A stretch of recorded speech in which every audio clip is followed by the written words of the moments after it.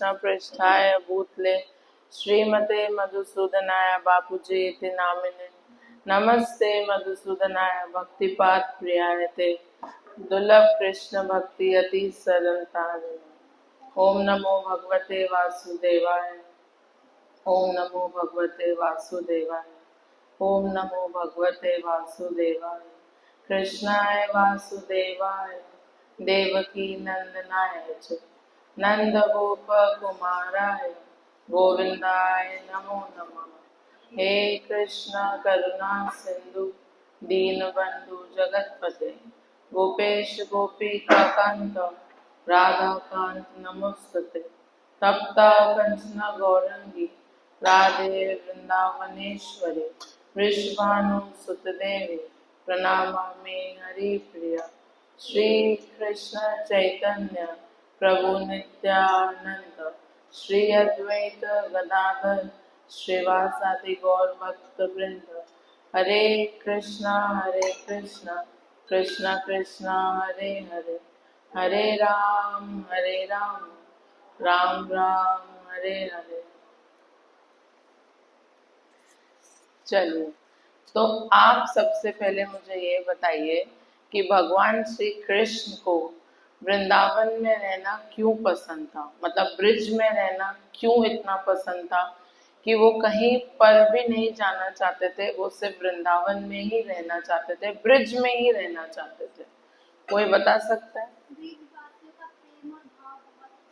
ब्रिजवासियों का प्रेम और भाव बहुत अच्छा था, और राधा रानी, वो भी एक मेन रीजन है। और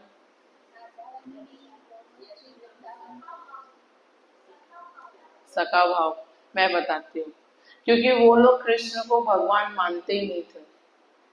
वो ठाकुर जी को लाला मानते थे, सखा मानते थे, और कृष्ण के प्रति वो लोग जो भी भाव रखते थे, पर भगवान का भाव कभी नहीं रखते थे कि भाई ये परमात्मा है, भाव है।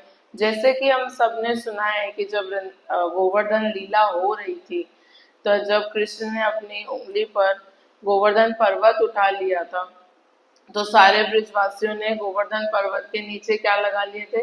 छड़ियां लगा ली थी, अपने बड़ी बड़ी डंडे लगा लिए थे कि भाई लाला की हम हेल्प करें ताकि ये पर्वत गिरे नहीं। उसकी छोटी उंगली कैसे इतना बड़ा भार उठा सकती है, हम मदद करते हैं। तो जब ये ब्रिजवासी ये सब कर रहे थे, तो कृष्ण ने बोला कि नहीं नहीं, तुम अपनी छड़ियां हटा लो, मैं अच्छे से गोवर्धन पर्वत उठा लेता हूँ। तो बोले अरे लाला, तो इतना छोटा सा है, निक्सा है, तो कैसे उठा पाएगा, हम मदद करते हैं। तो बोला अच्छा ठीक है। तो बोला तू इतनी देर से उठा रखा है ना, देख हम सबने छड़ियां लगा रखी है, थोड़ी देर तू आराम कर ले, फिर हम वापस से तू अपनी उंगली पे उठाना, फिर थोड़ी देर हम आराम करेंगे, मतलब टर्न वाइज टर्न हम करेंगे। तो कृष्ण ने बोला पक्का कि आप छड़ी से इसको संभाल लोगे? बोला हाँ, हम इतने सारे, हम क्यों नहीं छड़ी से इसको संभाल सकते। तो बोला चलो ठीक है, मैं हटाता हूँ। तो श्री कृष्ण भी क्या धीरे धीरे हटा देते हैं। तो फिर नंद बाबा और यशोदा मैया को क्या बोलते हैं, माँ और बाबा आप तो बाहर आ जाओ, पर्वत से भले ही भीग लो, क्योंकि जैसे मैंने उंगली हटाई वैसे ही सब चकनाचूर हो जाएंगे, पर मेरी मैया और बाबा तो बच जाए, क्योंकि मैं फिर उसके बाद कहाँ जाऊंगा। तो उन्होंने बोला आप इधर आ जाओ, इन इन सबके लिए मैं उंगली हटाए रहा हूँ, फिर देखते हैं क्या होता है। तो जैसे जैसे उन्होंने धीरे धीरे धीरे धीरे उंगली नीचे करते जा रहे थे, तो सबकी छड़ियां और जो बड़े बड़े डंडे थे वो टूटते जा रहे थे, चट चट चट आवाज होती जा रही थी। तो कृष्ण फिर जो जो पकड़ रखे थे, जो ब्रिजवासी थे, वो क्या बोले, लाला संभाल संभाल, लाला संभाल, ये गिर रहा है, संभाल, हमारे डंडे टूटे जा रहे हैं। तो उन्होंने बोला नहीं नहीं, संभालो संभालो, मैं तो वैसे भी निकालने वाला हूँ, मेरे मैया बाबा तो बाहर है, तुम जानो, तुम सबका काम जाने। बोला लाला ऐसे मत कर, उंगली मत हटाना, हमारे डंडे पूरे टूट चुके हैं। तो उन्होंने बोला अच्छा ठीक है। वो वापस से उंगली उन्होंने लगाई और पर्वत संभाल लिया। फिर उन्होंने बोला कि सारे ब्रिजवासियों ने बोला कि लाला इतनी ताकत तेरे में आई कहाँ से कि तू एक छोटी सी उंगली पर पूरा इतना बड़ा पर्वत उठा रखा है। वो बोले आप लोग को पता नहीं है, मैं भगवान हूँ। तो वो बोली, वो पूर्णिमा मासी थी, नहीं पूर्णिमा मासी थी जो ब्रिज में वो वृंदावन गोकुल भी रहती थी और बरसाना बांडेर वन के बीच में वो घूमती थी। तो पूर्णमासी बोली, अच्छा तू भगवान है? तू कौन से भगवान दिखता है, तू कोई भगवान नहीं है। तो बोले मेरे सखाओं से पूछो कि मैं भगवान हूँ कि नहीं। मैं शेषनाग पे नृत्य किया है मैंने, मैं भगवान हूँ। मैं इनकी हर जगह मदद करता हूँ, मैं भगवान हूँ। तो बोले कि नहीं, तू भगवान नहीं हो सकता। तो तनसुखा मनसुखा यशोदा मैया से पूछ रहे, मैया ये भगवान साल में कितनी बार नहाते हैं, ये तो बताओ, हमारे भगवान जो है वो कितनी बार नहाते हैं। तो उन्होंने बोला कि यशोदा मैया क्या बोल रही है, 365 दिन में से 4 बार नहीं 5 बार तो ये नहा ही लेता है, बाकी तो ये ऐसे ही घूमता है। तो तनसुखा मनसुखा बोल रहे ये है हमारे भगवान जो 365 दिन में से सिर्फ 4 और 5 दिन स्नान करते हैं। तो कृष्ण को गुस्सा आ रहा था कि मेरे दोस्त ही मेरा साथ नहीं दे रहे, उल्टा मेरी बेइज्जती करा रहे हैं सबके सामने।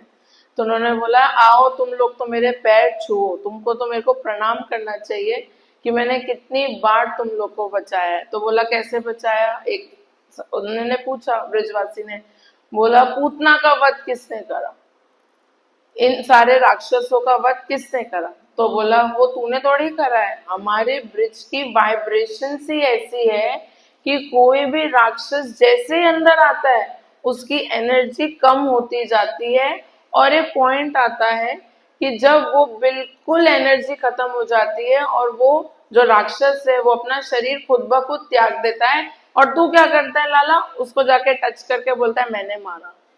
तू चीटिंग करता है लाला, तूने किसी को नहीं मारा है, तो वो मरे हुए होते हैं, तो सिर्फ उनको हाथ लगाता है और बोलता है कि मैंने मारा है। तो तू इसमें भी भगवान नहीं है। बोला नहीं, मैं भगवान हूँ, मेरी बात मानो। फिर एक ब्रिजवासी ने बोला कि पर ये सच सच बता लाला कि छोटी उंगली पे कैसे तूने इतना बड़ा गोवर्धन पर्वत उठा रखा है।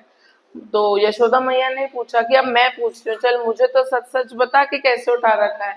बोला मैया ये जो तू मुझे इतने प्यार से दूध पिलाती है ना, ये उसकी ताकत है कि मैंने ये गोवर्धन पर्वत अपनी छोटी उंगली पे उठा रखा है। तो बोले और बस मेरे दूध की ताकत? बोला नहीं नहीं और भी है। बोला क्या? बोला जो ये माखन चोरी कर कर के, जो एक एक गोपी का माखन चोरी कर कर के मैंने खाया है, ये उसकी ताकत है जिसकी वजह से मैंने गोवर्धन पर्वत उठा रखा है।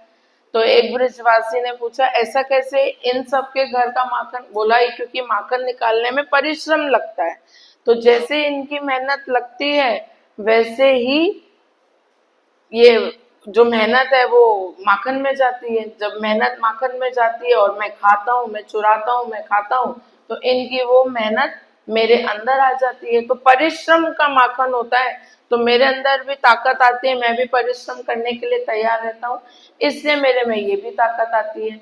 तो वही जो ब्रिजवासी बोल रहा था बताओ किस किस की सखियों के यहाँ इससे चोरी नहीं की है। सारी सखी बोली हमारे यहाँ चोरी भी की है, मटकियां भी फोड़ी है, सब करा है इसने।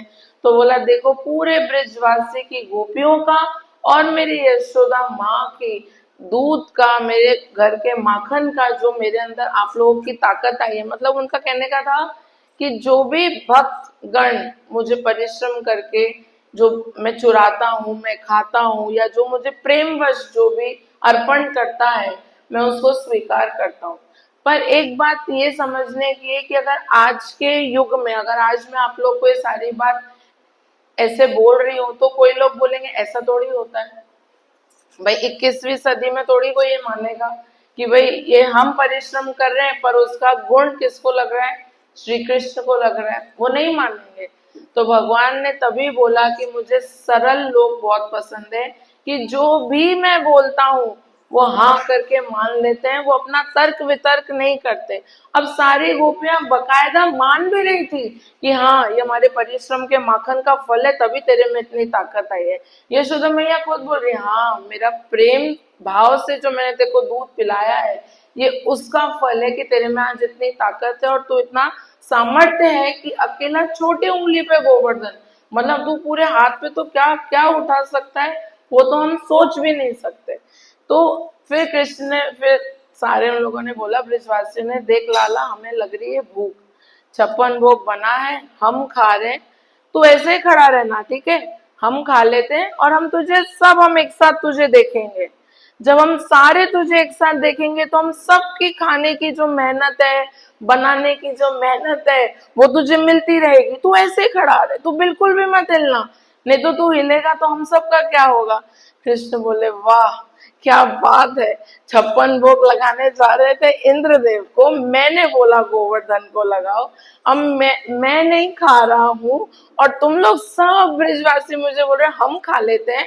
वैसे भी हमारी एनर्जी तुझे स्ट्रांग बना रही है लाला, तो हम खाते हैं। तो सिर्फ ऐसे ऐसे खड़ा रहे, बिल्कुल भी मत हिलना। फिर क्या करना, फिर हम तुझे थोड़ा ब्रेक देंगे। फिर एक सखा ने बोला, ब्रेक देके देखा ना, सारी छड़ियां टूट गई, इसको ब्रेक नहीं देना है, थोड़ी देर के बाद हम फिर खाएंगे, हम खाते जाएंगे, इसको एनर्जी देते जाएंगे, ये ऐसा का ऐसे ही खड़ा रहेगा।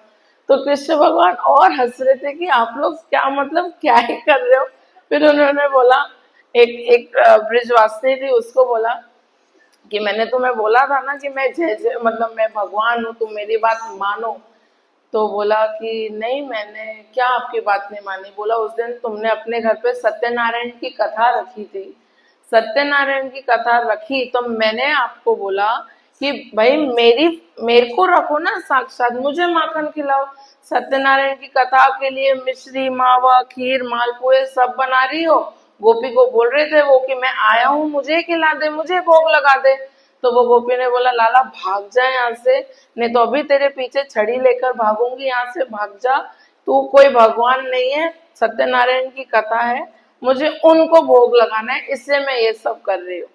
तो उन्होंने पता है क्या करा, उनको गुस्सा आया कि मेरी इंसल्ट करके ये सत्यनारायण भगवान को भोग लगाएगी। वो क्या करे, बाहर गए, कुत्ते का पिल्ला उठा के लाए और सत्यनारायण के फोटो के बाजू में वो छोटे से पपी को, कुत्ते के पिल्ले को रख दिया और बोला कि अब यही यही मेरी जगह बैठेगा। मुझे असली सत्यनारायण को हटाकर तुम नकली सत्यनारायण के लिए कर रहे हो, तो तुम लोग अभी भी यही कर रहे हो। मुझे कोई मान ही नहीं रहा कि मैं भगवान हूँ, मैं खुद बोल रहा हूँ कि मैं भगवान हूँ, पर तुम लोग क्यों नहीं मानते कि मैं भगवान हूँ। बोला, ऐसा भगवान नहीं होता जो 65 दिन में से 5 दिन आता है, ऐसा भगवान नहीं होता जिसका इंटरेस्ट चोरी में ज्यादा होता है, ऐसा भगवान हमने कभी नहीं देखा जिसका इंटरेस्ट ये गोपियों को छेड़ने में, दुपट्टा खींचने में, चोटियां बांधने में, सबको परेशान करने में जिसका इंटरेस्ट होता है, वैसे भगवान नहीं होते। तो कृष्ण ने फिर एक खुद ही स्वयं एक पद गाया जिसमें उन्होंने बोला कि तभी मुझे वृंदावन इतना पसंद है, तभी मुझे ब्रिज इतना पसंद है, क्योंकि यहाँ कभी कोई भी मुझे बिल्कुल भगवान मानता ही नहीं है। वो ये सोचते हैं कि एक छोटा सा नटखट बालक है जो ये लीलाएं करते हैं ताकि हम खुश हो सकें, वृंदावन में थोड़ा चहल पहल का माहौल रहे, बाकी तो ये कुछ भी नहीं है हमारे आगे। इसीलिए भगवान को वृंदावन ब्रिज में रहना इतना पसंद है, क्योंकि उनको वहाँ परमानंद नहीं समझा जाता, उनको परमात्मा नहीं, उनको एक नॉर्मल ब्रिजवासियों का जैसे बच्चे होते हैं वैसे उन्हें ट्रीट किया जाता है। तो इसी के साथ 11 बज चुके हैं, मैं समाप्त करती हूँ। बापू कभी भी आ सकते हैं। धन्यवाद आप लोगों का, आप लोग बैठे रहिए, आने ही वाले हैं।